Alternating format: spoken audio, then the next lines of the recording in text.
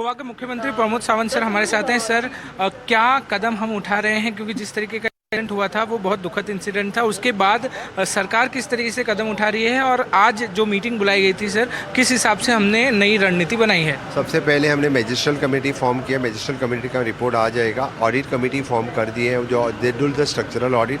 Third one is enforcement committee जाके field पे यानी इस तरह के स्ट्रक्चर का चेक करेगी और बाकी उसका रिपोर्ट आने के बाद जो मेजर वायलेशन किसी ने किया तो वो बंद हो जाएगा। द थर्ड थिंग, आज की जो मीटिंग बुलाई थी which is all the concern officers और द स्टेक होल्डर्स, इनकी मीटिंग हो गई है।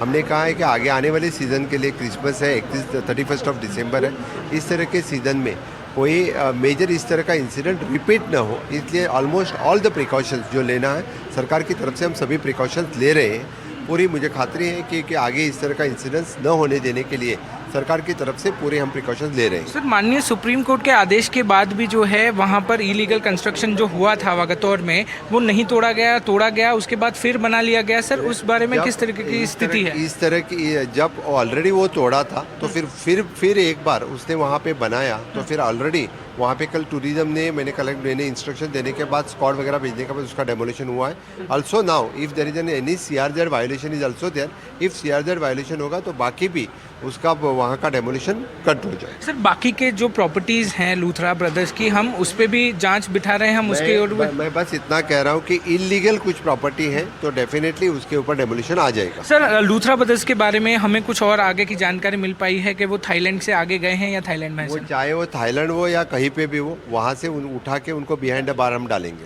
बहुत बहुत शुक्रिया। हमारे साथ प्रमोद सावंत साहब थे, गोवा के चीफ मिनिस्टर। उनका कहना था कि किस तरीके से जो है वो लगातार कार्रवाई गोवा पुलिस और गोवा सरकार द्वारा की जा रही है और लूथरा ब्रदर्स जो कि भागे हुए हैं, स्कॉन्डिंग हैं, उनको जल्द ही पकड़ा जाएगा और जेल में उनको डाल दिया जाएगा।